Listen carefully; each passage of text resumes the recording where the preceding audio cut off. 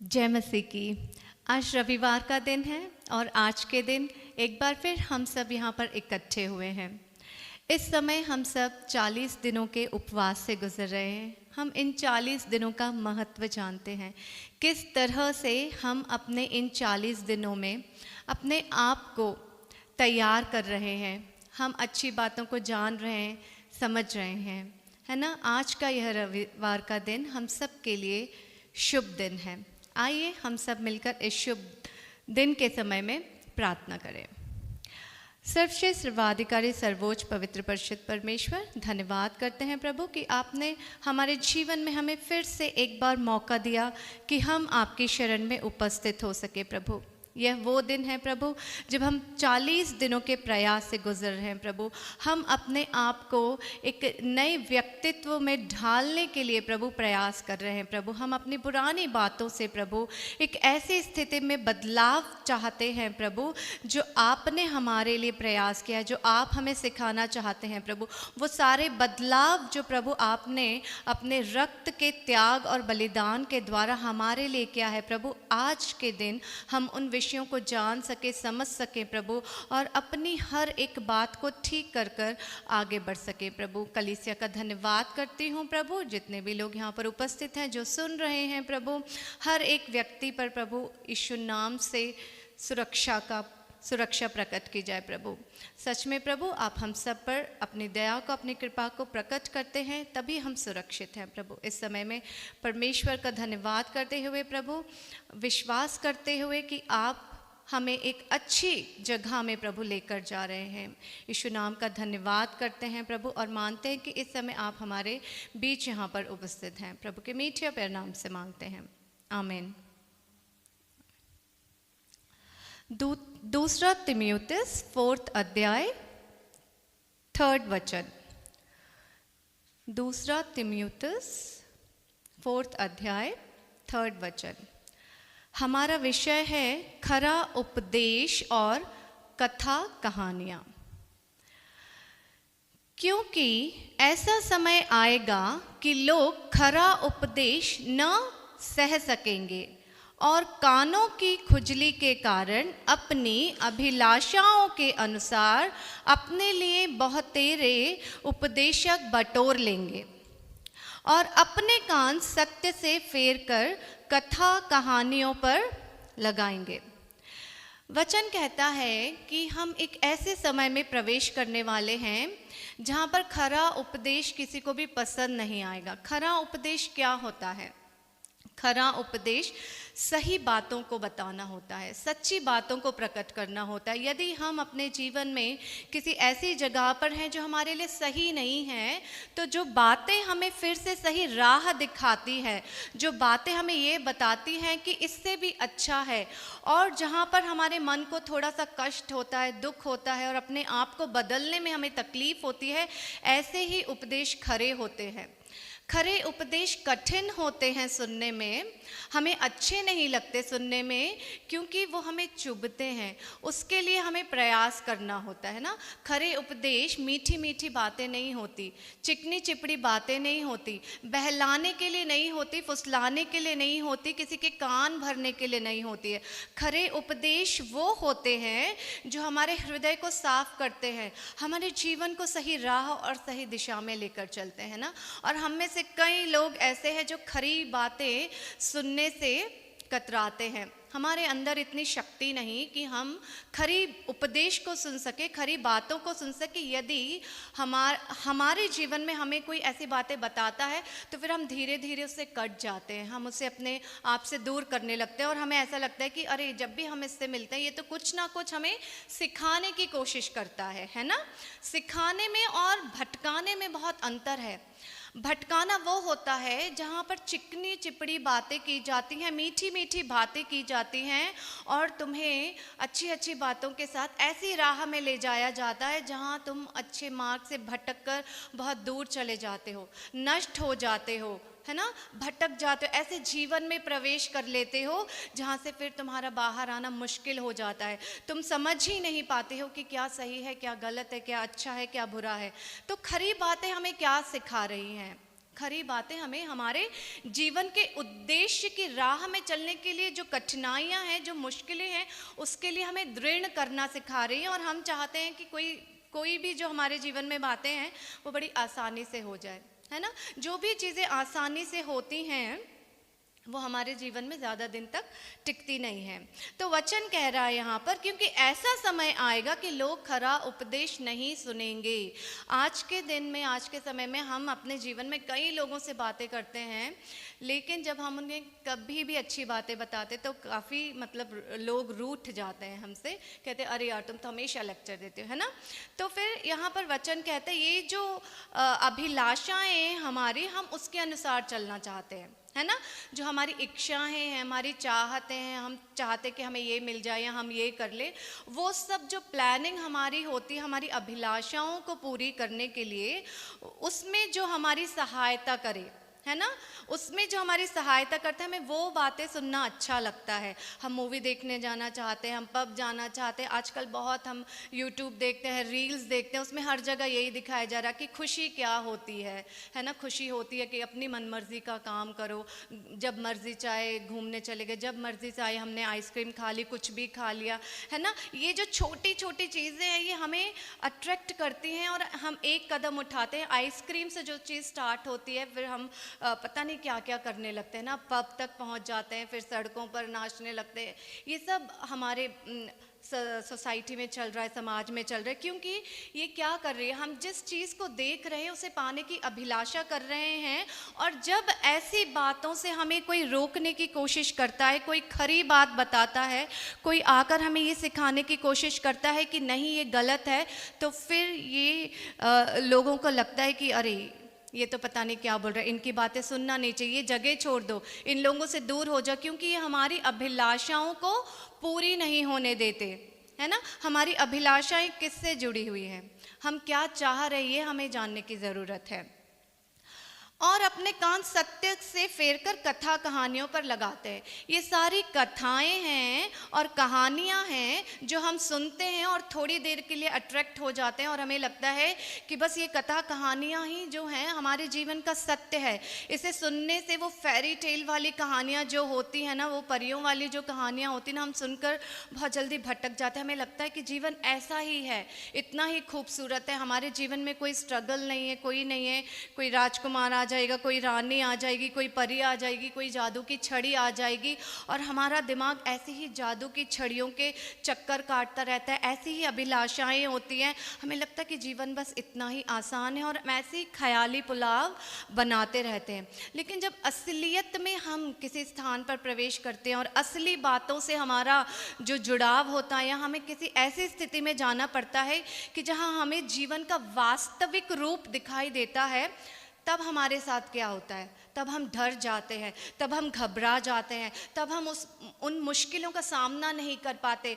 हम ना थर थरा के फिर वहाँ से भागने लगते हैं और जीवन भर भागते रहते, क्योंकि हमने कैसी कहानियाँ सुन रखी हैं और बहुत खूबसूरत, बहुत इंटरेस्टिंग, बहुत सुंदर, है ना, जिसमें कोई हमने परेशानी नहीं सुनी। हमने सुना है कि जादू हो जाता है ना, आसमान से सितारे बिखरने लगते हैं, गिरने लगते हैं, और हम जो भी विश करते हैं वो ऐसे पूरी हो जाती है जैसे कि एक चुटकी बजाए और जादू हो गया, है ना।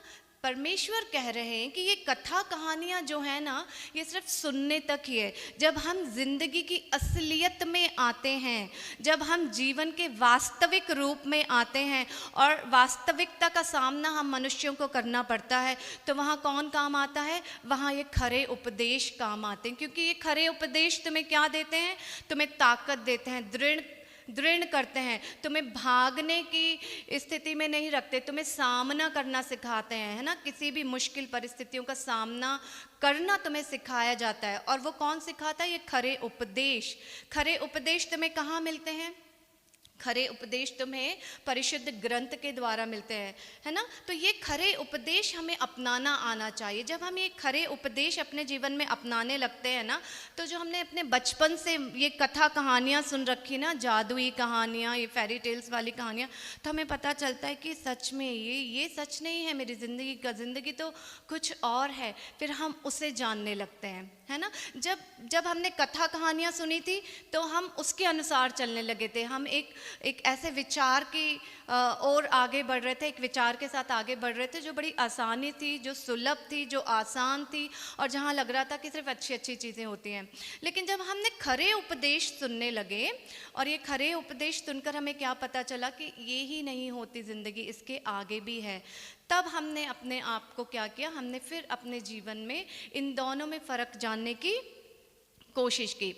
पर तू सब बातों में सावधान रह, दुख उठा, सुसमाचार प्रचार का काम कर और अपनी सेवा को पूरा कर, क्योंकि अब मैं अर्घ की नाई उंडेला जाता हूँ और मेरे कूच का समय आ पहुँचा है। मैं अच्छी कुश्ती लड़ चुका हूँ, मैंने अपनी दौड़ पूरी कर ली, मैंने विश्वास की रखवाली कर ली।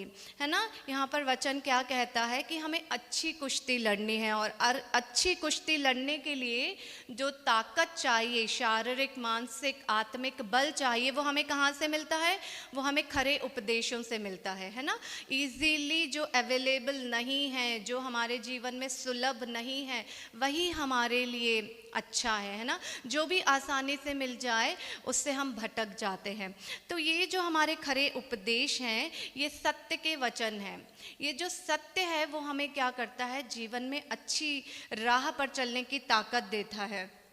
और हमें सावधानी भी बरतनी है अपने जीवन में, क्योंकि सावधान पर तू सब बातों में सावधान रहे। जब ये कथा कहानियाँ सुनाई जाती हैं और हम भटक जाते हैं, तो परमेश्वर कह रहे हैं कि सावधान सावधान हो जाओ। जो कहानी सुनाते हैं उन्हें भी सावधानी बरतनी चाहिए, और जो कहानियाँ सुन रहे हैं उन्हें भी यहाँ पर सतर्क हो जाना चाहिए, क्योंकि वचन कहता है अब समय बदल गया है। ऐसा समय आने वाला है जो कहानियाँ सुना रहा है और जो कहानियाँ सुन रहा है, दोनों की भी यहाँ पर हिसाब किताब होने वाला है। तो कहानी सुनकर भटकना नहीं है, और जो कहानी सुनाने वाले हैं उनको तो फिर बहुत ही ज़्यादा सावधान होना है, क्योंकि जब परमेश्वर आएंगे तो वो कहते हैं जिसने भी मेरी प्रजा को भटकाया है, जिसने मेरे लोगों को भटकाया है ना, उनके लिए कड़ी सज़ा है। तो यहाँ पर अभी तक यदि हम ऐसी स्थिति में थे कि हम सिर्फ अच्छी अच्छी बातें सुनना चाह रहे थे और खरे उपदेश से भाग रहे थे, तो परमेश्वर कहते हैं, वचन कहते हैं कि सावधान हो जाओ। अब समय बदल रहा है, वक्त बदल रहा है। तुम्हें कथा कहानियों की ज़रूरत नहीं है, तुम्हें खरे उपदेश की ज़रूरत है। और खरा उपदेश तुम्हें मिलता है परिशुद्ध ग्रंथ से, यीशु मसीह के त्याग और बलिदान से, यहोवा परमेश्वर के अद्भुत कार्यों से, है ना। इन चीज़ों से हमें जुड़ना है। जो कथा कहानियाँ हैं ना, वो हमें सुननी है और ना ही सुनानी है। तो यहाँ मैं अपने कलीसिया वालों से कहना चाहती हूँ, जो हमारे ईसाई भाई बहन हैं, मैं उनसे कहना चाहती हूँ कि परमेश्वर ने हमें एक अद्भुत शक्ति दी है, परिशुद्ध ग्रंथ, है ना। और हम इन 40 दिनों का महत्व अगर सच में सही रूप से जानते हैं और हम सच्चाई को प्रकट करना चाहते हैं, और हम चाहते हैं कि सच में ये जो 40 का पद हम बार बार बोले, 40 दिन और 40 विषय और 40 दिनों का उपवास, तो इन 40 दिनों में फिर से एक बार हमें अपने आप को समझने की ज़रूरत है। फिर से एक बार हमें अपने आप से पूछने की ज़रूरत है, क्या जो मैंने आज तक कहा है, बोला है, सोचा है, सुना है, क्या वो सच में खरा उपदेश से जुड़ा है? खरे उपदेश से जुड़ी बातें हैं जो मैंने आज तक सोची हैं अपने जीवन में, या बोली हैं, या किसी को बताया है? अगर नहीं है ऐसा, तो आज भी हमारे पास वक्त है। ये जो 40 दिन हमारे साथ हैं, हम इन 40 दिनों में हैं, तो फिर हमें एक बार अपने आप को संभालने की ज़रूरत है। ये अन्य लोगों के लिए नहीं है, ये सबसे पहले ये जो 40 दिनों का महत्व है, ये हमारे लिए है, ये आपके लिए है, मेरे लिए है, जो हम बाइबल हाथ में पकड़ते हैं, परिशुद्ध ग्रंथ को हाथ में पकड़ते हैं और हम परिशुद्ध ग्रंथ से जुड़े हुए हैं। यहाँ पर सबसे पहला सवाल हमें अपने आप से और अपने लोगों से करना है, क्या सच में हमारे उपदेश में ऐसी कोई बात है जो खरी है, जो सच्ची है, या फिर हम दूसरों को कथा कहानियाँ सुना रहे हैं, या फिर ऐसा कुछ हम कह रहे हैं जिसकी वजह से लोग रास्ते से भटक जाते हैं, है ना। ऐसा कुछ यदि हमारे पास है तो हमें ठीक करने की ज़रूरत है, क्योंकि परिशुद्ध ग्रंथ सबसे पहले हमें ये सिखाता है कि किसी और से सवाल हमें नहीं करना है, किसी और के लिए हमें बुरा नहीं करना है, किसी और को हमें रास्ते से भटकाना नहीं है। अगर हम किसी और से कुछ कह रहे हैं तो सबसे पहले वो सब चीज़ें हमें हमारे जीवन में करनी है। तो यदि अगर हम यहाँ पर खड़े हैं और हम परमेश्वर का काम कर रहे हैं, और आजकल जैसे मैंने पर्सनली यूट्यूब वीडियोस में सुना है कि बहुत सारे क्रिश्चियन भाई बहन आपस में वाद विवाद कर रहे हैं, जो कि बाइबल में कहीं पर भी लिखा ही नहीं है। परिशुद्ध ग्रंथ में वाद विवाद नाम की बात कहीं पर है ही नहीं। हमारे यीशु मसीह ने हमें यही सिखाया है। जब उन पर इतने इल्ज़ाम लगाए जा रहे थे, उन्हें दोषी बताया जा रहा था, तो उन्होंने एक भी शब्द नहीं बोला कि मैं दोषी नहीं हूँ, मैं निर्दोष हूँ। वो खामोश रहे, है ना। लेकिन आज हम देख रहे हैं कि जो हमारे ही अपने भाई बहन है, ईसाई भाई बहन है, वो अपने ही परिशुद्ध ग्रंथ को लेके इतने वाद विवाद कर रहे हैं, इतनी बुरी तरीके से मतलब बातें चल रही हैं। तो यह हम सबके लिए भी अच्छी नहीं है, और ये परमेश्वर की दृष्टि में तो बहुत दुखदाई है। हम उनकी आत्मा को दुखित कर रहे हैं, क्योंकि जो हमें परिशुद्ध ग्रंथ सिखा रहा है वो अपने आप को ठीक करना है, सवाल जवाब करना नहीं है। अगर हमें किसी की बात से तकलीफ होती है तो हम घुटने टेकें और प्रार्थना करें, हम परमेश्वर से चाहें कि वो इस सिचुएशन को बदले, इस परिस्थिति को बदले, सामने वाले का मन बदले, सामने वाले के विचार बदले। लेकिन अगर हम आमने सामने खड़े होकर वाद विवाद कर रहे हैं तो शायद ये 40 दिनों का महत्व अभी भी हम लोग नहीं समझ पाए हैं, है ना। इन 40 दिनों में परमेश्वर ने हमें कितने वचन के साथ बताया है, कितनी सारी बातों को उन्होंने सिखाया है। क्या परमेश्वर एक शब्द नहीं बोल सकते थे कि नहीं मैं दोषी हूँ, ये लोग झूठ बोल रहे हैं, मैंने ऐसा कोई काम नहीं किया, चाहो तो चेक कर लो? क्या नहीं बोल सकते थे? क्यों वे खामोश रहे? क्योंकि सच्चाई को अपना प्रमाण देने की ज़रूरत नहीं है। सच्चाई अपने आप में परिपूर्ण है। सच्चाई वो सत्य है जो बोलने से नहीं, वो अपने आप का काम करती रहती, वो अपना काम खुद करती रहती है ना। तो हमें ये वाद विवाद करने की ज़रूरत नहीं है। इससे परमेश्वर की आत्मा दुखित हो रही है, अपमान हो रहा है। तो मैं सिर्फ ये कहना चाहती हूँ आज के दिन में कि जो खरा उपदेश है ये हमें यह सिखाता है कि सबसे पहले दूसरों को बताने से पहले हर चीज़ का पालन करना सीखो, है ना। जब हम अपने जीवन में अच्छी बातों को अपनाते जाएंगे, अच्छी बातें सीखते जाएंगे, अच्छी बातें करते जाएंगे, है ना, तो अपने आप वो अपना काम करेगा। जो खरा उपदेश है अपने आप ही बढ़ता जाएगा, और हमें किसी से वाद विवाद करने की ज़रूरत नहीं है, क्योंकि जो कथाएं हैं, जो कहानियां हैं, वो तो अपने आप खत्म हो जाएंगी। जब सच्चाई सामने आएगी तो वो अपने आप ही खत्म हो जाएगी, क्योंकि सबको ये पता चल जाएगा कि सत्य क्या है ना। सत्य के लिए हमें वाद विवाद करने की ज़रूरत नहीं है। सत्य अपने आप में बहुत बड़ी चीज़ है। यदि हम ऐसी जगह रहते हैं जहाँ पर जब हम खरी बातें करते हैं और लोगों को पसंद नहीं आता, वो कलीसिया छोड़कर चले जाते हैं, या वो हमारे साथ रिश्ता नाता तोड़ लेते हैं, या उन्हें लगता है कि नहीं यार ये तो पता नहीं क्या क्या इतनी बड़ी बातें करता है, जो हमारे सर के ऊपर से निकल जाती, एक भी शब्द समझ में नहीं आता कि ये क्या बोलता है, परिशुद्ध ग्रंथ क्या है, बाइबल क्या है, वचन क्या है, सत्य क्या है, ये तो हमें कुछ समझ में ही नहीं आता। तो डरने की ज़रूरत नहीं है। जिसको जाना है उसे जाने दो, है ना। जिसे जाना है जाने दो।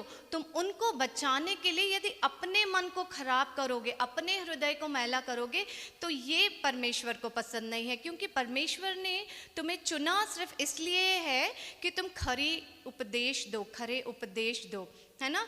किसी को ललचाना, किसी को भरमाना, किसी के लिए तुम अपनी अच्छाइयों को ख़त्म करना, ये नहीं है तुम्हारा काम। सिर्फ है यदि हम परिशुद्ध स्थान में खड़े हुए हैं तो सिर्फ हम इसलिए खड़े हैं कि हमें अच्छी बातें, सही बातें, सत्य को प्रकट करना है ना। पब्लिक इकट्ठा करना नहीं है, लोगों को इकट्ठा करना नहीं है ना। लोगों को ऐसी मतलब कथा कहानियाँ सुना के अगर हम भीड़ इकट्ठी कर सकते हैं तो ये नहीं है। आप अपने हृदय में सफाई रखो, आप अपने विचारों में स्वच्छता रखो, आप अपनी आत्मा में परिपूर्ण बनो। यही खरा उपदेश है।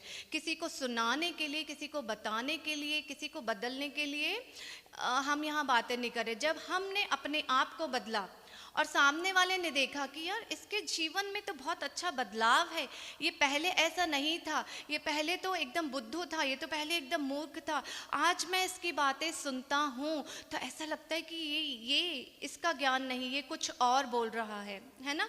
तब तुम्हारी जो अच्छाई है, जो तुम्हारी बदलाव हैं, जो खरे उपदेश के द्वारा तुमने अपने जीवन में अपनाए हैं, वो ऑटोमेटिकली सामने वाले को ये सोचने पर मजबूर कर देगा कि नहीं, इसके जीवन में कुछ तो बदलाव है, कुछ तो हुआ है।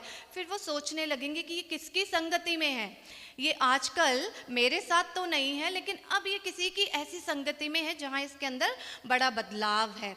तो वो ढूंढेगा कि तुम किसकी संगति में हो। जब ढूंढने पर उसे मिलेगा कि तुम परिशुद्ध परमेश्वर की संगति में हो, परिशुद्ध ग्रंथ की संगति में हो, तुम अपना समय लोगों के साथ नहीं बिताते, है ना, तुम अपना समय बाहर बेकार की चीज़ों में नहीं बिताते, अब तुम पहले की तरह नहीं हो, है ना, अब तुम परिशुद्ध ग्रंथ के साथ समय बिताते हो, वचन के साथ समय बिताते हो, प्रार्थना में समय बिताते हो। अगर तुम फ़ोन का इस्तेमाल भी करते हो तो अनेक लोगों की समस्याएं सुनकर उनके लिए हीलिंग प्रेयर्स करते हो, सही रास्ता दिखाते हो, जो दुखी लोग हैं उनकी सहायता करते हो।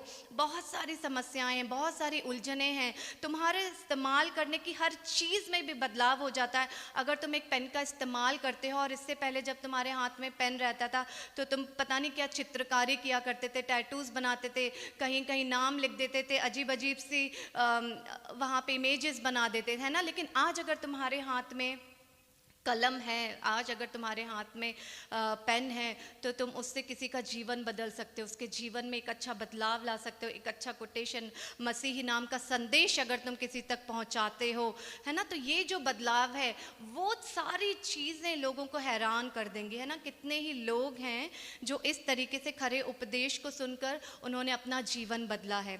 तो ये बदलाव जो है ये खरे उपदेश के द्वारा होते हैं। ये चेंजेस जो तुम्हारे लोगों को दिखाई देंगे वो है सत्य।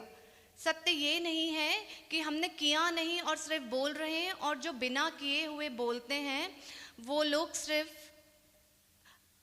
मतलब ऐसी बातें बोलते हैं जो सिर्फ सुनने में अच्छी लगती हैं, लेकिन उसका जब पालन किया जाता है तो उसमें उतना कोई महत्व नहीं है ना। महत्वपूर्ण बातें करना सीखो, है ना, जो महत्व की बातें हैं वो सिखाना सीखो, है ना। किसी अन्य को तुम सिखा रहे हो, पहले तुम वो चीज़ें अपने जीवन में अप्लाई करो, क्योंकि जो सिर्फ खाली बातें होती हैं, जो सिर्फ खाली बातें होती हैं उनका कोई महत्व है ही नहीं। पर तू सब बातों में सावधान रहे, दुख उठा, सुसमाचार प्रकट कर और अपनी सेवा को पूरा कर, क्योंकि अब मैं अर्घ की नाई उंडेला जाता हूँ और मेरे कूच का समय आ गए, मैं अच्छी कुश्ती लड़ चुका हूँ। ये जो कुश्ती है हमारे जीवन में खरे उपदेश के बीच में और कथा कहानियों के बीच में, अच्छाई और बुराई के बीच में, सच्चे और झूठ के बीच में ना, सच्चाई और झूठ के बीच में, ये पूरी एक कुश्ती है। हम आपस में हर जगह मतलब इस चीज़ में बहस करते रहते हैं, हमें समझ में नहीं आता कि क्या अच्छा है, क्या बुरा है, क्या सही है और क्या गलत है।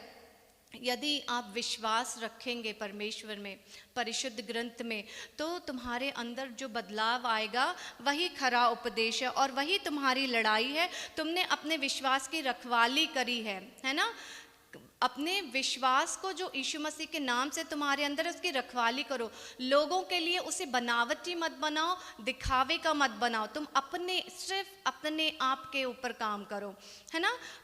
कहानी मत सुनाना, खरा उपदेश सुनने की कोशिश करना, कहानी मत सुनाना, है ना। हम कहानियाँ बनाने लगते हैं अपनी मर्जी से। बहुत सारे लोग हैं आजकल, मैंने सुना इतनी कहानियाँ सुनाई जाती हैं जिससे लगता है कि सत्य कुछ है ही नहीं, सत्य वचन कुछ है ही नहीं। हम सिर्फ स्टोरीज़ की तरह सुनते हैं उन बातों को, और उसी से लगता है कि मैं ये बाइबल के वचन पढ़ रहा हूँ, मैं बाइबल का उपदेश सुन रहा हूँ, क्या सुन रहा हूँ। कन्फ्यूजन क्रिएट हो जाता है ना। तो खरा उपदेश तुम्हारे जीवन में बहुत ज़रूरी है, और ज़रूरी नहीं है कि जहाँ खरा उपदेश हो वहाँ पर बहुत बड़ी भीड़ हो। बहुत कम लोग होंगे तुम्हारे साथ, है ना। हो सकता है कि बहुत ही कम लोग हों, लेकिन परमेश्वर तुम्हारे साथ है। जब तुम्हारे अंदर खरा उपदेश है, कथा कहानियाँ नहीं हैं, है ना, तो तुम ये समझ लेना कि तुम्हारे साथ बहुत कम लोग होंगे, जब ऐसी बातें तुम्हारे जीवन में होने लगे, तब हमारे जीवन में सत्य का वचन प्रकट होता है ना। जो बोला गया है उसे पूरा करना।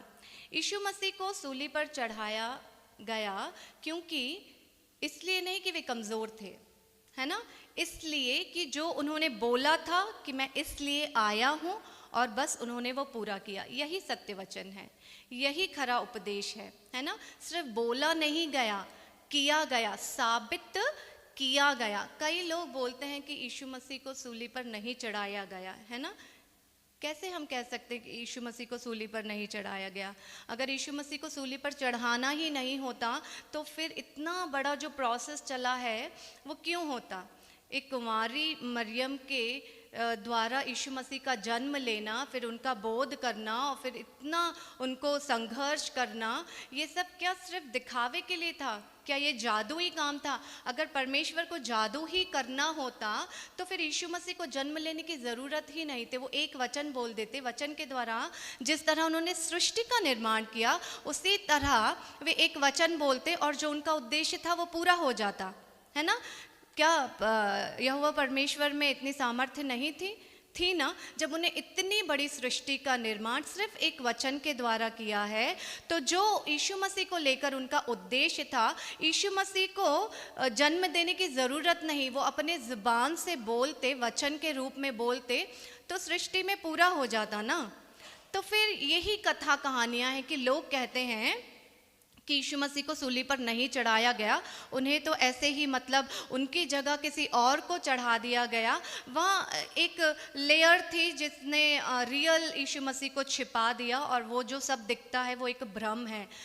यहोवा परमेश्वर को किसी भी रूप से भ्रम करने की ज़रूरत नहीं थी, है ना। वो एक वचन बोलते और सृष्टि में अपने आप वो सारे काम हो जाते जो यीशु मसीह के द्वारा वे करवाना चाहते थे, है ना। तो इतना जो सब कुछ है वो ऐसे ही भ्रम में नहीं होता। एक इंसान परिशुद्ध आत्मा के द्वारा जन्म लेना, कुंवारी मरियम के द्वारा जन्म लेना, स्वर्गदूत के द्वारा उस बात को प्रकट किया जाना, है ना। फिर उनका वो सारे स्टेप बाय स्टेप वो सारी सूचनाओं का साबित होना, उन सारे चिन्हों का साबित होना, फिर जिस तरह उन्होंने इतने वर्ष बोध किया है और अनेक लोगों को चंगा किया है, उन्होंने अपना जो काम पूरा किया है ना, ये सब खाली नहीं था, यूं ही नहीं था, है ना। जादू से किया जाने के लिए नहीं था। इस भ्रम से हमें बाहर निकलना है। खरा उपदेश क्या है? खरा उपदेश क्या है? उन्होंने अपने पुत्र को धरती पर भेजा कि वो इन सारे लोगों के लिए जो भटक गए हैं, जो भ्रम में पड़ गए हैं, अपना रक्त बहाएं, कोड़ों की मार खाएं, है ना। उनके रक्त के कारण जो शुद्धिकरण होना है, इसमें जादू कहाँ से आ गया? इसमें माया कहाँ से आ गई? इसमें मिथ्या कहाँ से आ गई? कितना भ्रम है। लोग कितनी सारी कथा कहानियाँ बना के पब्लिश कर देते हैं, लोगों के बीच में फैला देते हैं, और हम सब लोग भी ऐसे हैं कि हमें वही अच्छा लगता है, कथा कहानियाँ ही अच्छी लगती हैं। फिर हम क्या करते हैं, उसे पोस्ट करते हैं, है ना। जो खरी बात है हम उसे पोस्ट नहीं कर पाते क्योंकि हमारे अंदर इतनी शक्ति नहीं, हमें लगता है यार ये तो बेकार की बात है। लेकिन सच क्या है? यीशु मसीह का जन्म लेना ही इसलिए था कि एक दिन वो अपनी सारी प्रजा के लिए, अपने लोगों के लिए सूली पर चढ़ाए जाएंगे, कोड़ों की मार खाएंगे, उनके सिर के ऊपर मुकुट रखा जाएगा, कांटों का मुकुट धरा जाएगा, उनके वस्त्र फाड़ दिए जाएंगे, है ना। ये सब सत्य है। ये कैसे खाली हो सकता है? ये कैसे गलत हो सकता है? ये कैसे मिथ्या और भ्रम हो सकती है? यहोवा परमेश्वर को क्या ऐसा करने की जरूरत थी? इतना सब कुछ करके अगर उन्हें आखिर में जादू ही करना था, अगर उन्हें मनुष्य को भ्रम में ही डालना था, तो ये सब तो फिर व्यर्थ का काम हुआ। ये सब कुछ फिर एकदम व्यर्थ कहलाएगा, है ना। तो ऐसी कथा कहानियों पर विश्वास मत करिए। ये कहानियां हैं। सच है कि यीशु मसीह का जन्म जिस उद्देश्य के लिए हुआ था वही हो रहा था, वही हो रहा था। वो निर्दोष होते हुए भी दोषी बने। उन्होंने हमारे सारे दोषों को अपने ऊपर ले लिया।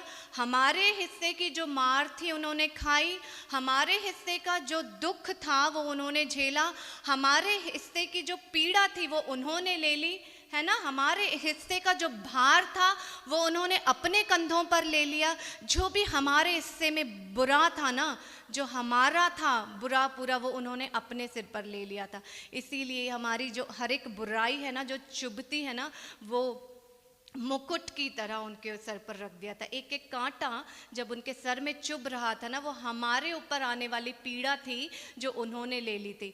इतना कुछ भ्रम नहीं हो सकता। किसी को कहानी भी बनानी होती तो कोई आसान कहानी होती ना, इतनी टफ कहानी क्यों बनाता कि इतने सारे कोड़ों की मार, किसी का रक्त बहा जा रहा है, कोई मतलब सूली पर चढ़ाया जा रहा है, इतनी टफ कहानी कौन बनाता है। और परमेश्वर को तो इतनी टफ कहानी बनाने की ज़रूरत नहीं है, क्योंकि परमेश्वर तो अपने वचन से भी पूरा कर सकते हैं हर बात को। और यहोवा परमेश्वर का वचन ही ये था कि मैं अपने पुत्र को तुम्हारे लिए दे रहा हूँ, ताकि उसके द्वारा, उसके रक्त के छिड़काव के द्वारा ये जो पूरी अशुद्धि धरती पर फैली हुई है, इसका शुद्धिकरण किया जाए। तो फिर इतनी सारी बातें कैसे मिथ्या हो सकती हैं। तो प्लीज़ जो सारे मेरे भाई बहन हैं, ऐसी मिथ्या और कथा कहानियों से बाहर निकलें, सच्चाई को सुनने की ताकत रखें, सच्चाई का सामना करने की ताकत रखें, खरा उपदेश सुनने की सामर्थ्य अपने अंदर पैदा करो। ठीक है, ये जो बताई गई है ना बातें कि ऐसा समय आएगा कि लोग खरा उपदेश नहीं सह सकेंगे, नहीं सह सकते हैं, ये सच है, क्योंकि ये बहुत भारी चीज़ है। इसको सहने के लिए हमें सत्य की ज़रूरत है, हमें ज्ञान की ज़रूरत है, हमें आत्मा की ज़रूरत है। ये जो शरीर है ये इस खरे उपदेश को नहीं सह सकता। आत्मिक ज्ञान चाहिए है, हमें आत्मिक ज्ञान चाहिए इस खरे उपदेश को सुनने के लिए। और बहुत लोग कहते हैं कि मुझे कुछ समझ में नहीं आया। समझ में नहीं आता है, अपनी आत्मा की आंखें खोलो। जब तक तुम्हारी आत्मा मरी हुई है, तुम्हें खरे उपदेश समझ में ही नहीं आएंगे। यही तो बदलाव चाहिए है। तुम्हारे कान बंद हैं, तुम्हारी आंखें बंद हैं, तुम शरीर से जिंदा हो, शरीर से जिंदा हो। आत्मिक रूप से अगर कोई व्यक्ति मरा हुआ है तो फिर ये खरे उपदेश उसे समझ में नहीं आएंगे। खरे उपदेश समझने के लिए हमें आत्मिक रूप से जिंदा रहने की ज़रूरत है। चलते फिरते घूमते फिरते रहना जिंदा होना नहीं होता है ना।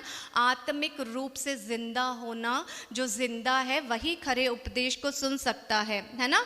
और क्या बोला है यहाँ पर, अपने कान सत्य से फेर कर कथा कहानी, है ना। जब हम ये सत्य की बातें करते हैं तो लोग कान फेर लेते, सुनना अनसुनी, क्या बोला तुमने, मुझे तो समझ में नहीं आएगा समझ में। ठीक है, तो ये जो कहानी है अब व्यर्थ है, क्योंकि क्या हो गया है, समय बदल गया है। ऐसा समय अब आ गया है जहाँ पर ये सारी बातों का खुलासा हो रहा है ना।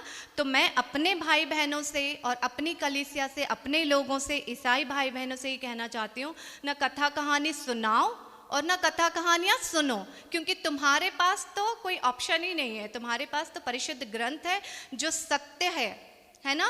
तुम्हारे पास क्या है, वो ताकत है जो खरे उपदेश से भरा हुआ है। इसे पढ़ो, समझो, अपने आप को इससे जोड़ो। बाहर समय बिताने से अच्छा है, लोगों में समय बिताने से अच्छा है, दुनिया में समय बिताने से अच्छा है कि परिशुद्ध ग्रंथ के साथ अपना समय बिताओ, खरे उपदेश को सुनो, समझो और जानो और उससे अपना लगाव बढ़ाओ, ताकि आगे जब भविष्य में ये खरे उपदेश हमें सुनने को नहीं मिलेंगे और ऐसा कठिन समय आएगा जब हमारे पास ऐसा कुछ भी नहीं होगा, तब क्या होगा, हमारे लिए आसानी हो जाएगी, है ना। हमें कोई भटका नहीं सकता, हमें कोई भरमा नहीं सकता, है ना। हम अपने दृढ़ अटल मसीह के साथ जुड़े रहेंगे, है ना। तो ये जो कथाएं हैं, कहानियां हैं, ये हमारे जीवन में भर जाना चाहिए। किसी के कहने पर हम न बदलेंगे और न किसी को गलत राह पर चलने के लिए हम कथा कहानियाँ सुनाएंगे। सत्य का वचन है, ये जो उपदेश है ये सत्य से जुड़ा हुआ है, सत्य का वचन है। सत्य को सुनाना है अगर,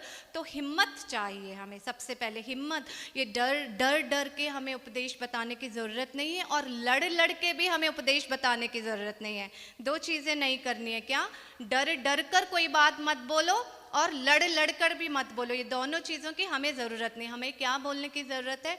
जो हमारा परिशुद्ध ग्रंथ कहता है, अच्छी बातें, सच्ची बातें, प्यारी बातें, जीवन की बातें, जीवनदायक बातें, जीव जल की बातें, है ना, ये हमारे लिए ज़रूरी है। और इन सब का पालन हमें अपने आप से करना है, पहले अपने अंदर से हमें इसे करना है। जब हम अपने अंदर से इसे चेंज करेंगे तो हमें किसी के सामने व्यर्थ की बातें करने की ज़रूरत नहीं है ना। जब हम बताएं तो हमारे पास ऐसे शब्द हों कि लोग सुनते ही समझ जाएंगे कि यस, ये खरा उपदेश है ना। कोई कथा कहानी मत सुनाओ, बहुत सुन चुके हैं, है ना, देर हो जाती है। अगर कोई व्यक्ति बदलना चाहता है, वो हमारे साथ जुड़ना चाहता है, या वो बपतिस्मा लेना चाहता है, तो उसके पास इतने कन्फ्यूजन के कारण होते हैं, क्योंकि ये कथा कहानियाँ सुनकर लोग भटक जाते हैं, फिर उसे सही राह में आने के लिए बहुत लंबा समय लग जाता है। तो ये जो 40 दिनों का महत्व है,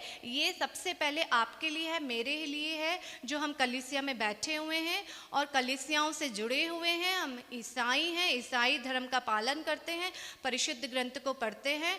हम सबके लिए सबसे महत्वपूर्ण है। जिसे नहीं मालूम इसका महत्व क्या है, उनसे हमें वाद विवाद करने की ज़रूरत नहीं है ना। हमें सबसे पहले इन 40 दिनों का महत्व अपने आप से जोड़ना है। 40 दिनों में क्या हुआ था, है ना, 40 दिन जो उपवास के होते हैं वो हमें अपने आप से जोड़ते हैं, हमें अपने आप को प्यूरिफाई करना होता है ना। ऐसा तो नहीं है कि मैं बोलूँगी कि 40 डेज़ है, 40 डेज़ की फास्टिंग है, ठीक है, आप मेरे लिए खाना मत खाओ, आप मेरे लिए फास्ट करो, मैं भर पेट खाना खाऊंगी, मेरे जीवन में कार्य पूरा हो जाएगा। ऐसा नहीं होता है ना।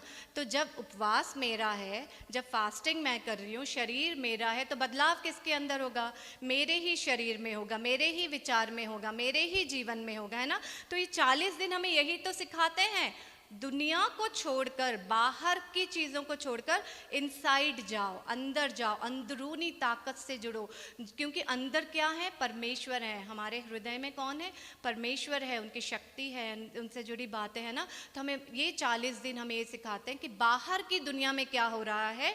ये 40 दिन हमें बाहर की दुनिया से काट कर क्या करते हैं?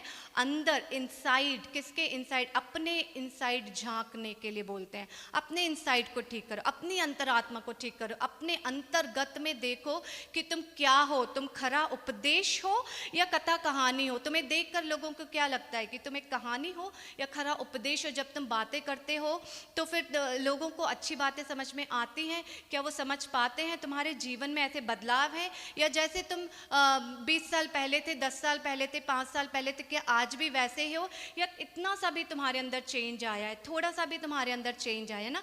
ये चेंज हमारे लिए बहुत ज़रूरी है। और ये जो 40 दिन हैं हमारे जीवन में बहुत महत्वपूर्ण है, इन्हें व्यर्थ ना करिए। अब बाहर की दुनिया में जाने से पहले अपनी अंतर आत्मा की दुनिया में आइए और खरे उपदेश को जानिए, समझिए, और कथा कहानियों से बचे रहिए। क्योंकि ऐसी कहानियाँ तो हम बचपन से सुनते आए हैं, फेरी टेल्स की कहानियाँ ना। हमें अभी फेरी टेल्स की कहानियाँ नहीं चाहिए, क्योंकि अभी ये युद्ध है, ये युद्ध हमारे जीवन का। हमें अपने आप को, अपने परिवार को, अपने समाज को, है ना, सुरक्षित करना है, उसकी रक्षा करनी है। किससे? शैतान से, दुष्ट आत्माओं से, दुष्शक्तियों के प्रभाव से, बुरी बातों से, बुरी चीज़ से। तो हमें क्या होना है? हमें दृढ़ होना है, हमें अटल होना है, हमें, है ना, शक्तिशाली बनना है। तो शक्तिशाली बनने के लिए हमें खरे उपदेश की ज़रूरत है। आज के इस वचन के लिए मैं परमेश्वर का लाख लाख धन्यवाद करती हूँ, और कलीसिया का धन्यवाद करती हूँ जो मुझे मौका दिया यहाँ पर खड़े होके आज के दिन में प्रभु के वचन बताने का। जय मसीह की। प्रार्थना करते हैं। सर्वशक्तिमान पिता परमेश्वर, धन्यवाद करती हूँ इस समय का प्रभु जो आपने मुझे दिया है प्रभु। सच में परमेश्वर प्रभु, आज जो हमने 40 दिन के महत्व के बारे में बात करी है प्रभु, हम बाहर की दुनिया से अपने आप को अलग कर सके प्रभु। और आपने जो हमें अंतर आत्मा का ज्ञान दिया है, जो आत्मा का ज्ञान दिया है, आपने जो रक्त हमारे लिए बहाया है प्रभु, उसकी जो शक्ति है प्रभु, हम उसे अपने अंदर भर सके प्रभु, उसे जान सके और समझ सके प्रभु। आपके त्याग और बलिदान को व्यर्थ ना होने दें प्रभु, और हम वो बातें जान सके जो प्रभु गूढ़ हैं, जो रहस्य है प्रभु, और आज तक भी मनुष्य परिपूर्ण रूप से उसे जान नहीं सका है प्रभु। आप हम सबसे बात करिए प्रभु, जब हम प्रभु आपकी शरण में होते हैं प्रभु, वचन के द्वारा आप हमसे बात करिए प्रभु, ताकि हम वो सारी खरी बातों को जान सके प्रभु, और कथा कहानियों से अपने आप को बचा सके प्रभु, जो हमें भ्रम में डाल देती हैं प्रभु। हमें भ्रम से बचाते हुए सच्चाई और अच्छाई के पथ पर आगे लेकर चलने के लिए हम आपके नाम का लाख लाख धन्यवाद करते हैं। धन्यवाद करते हैं कि आप हमारे बीच में हैं प्रभु। विश्वास करते हैं कि आपने हमारी छोटी सी प्रार्थना को सुना, स्वीकार किया होगा। प्रभु के मीठे और प्यारे नाम से मांगती हूँ, आमीन।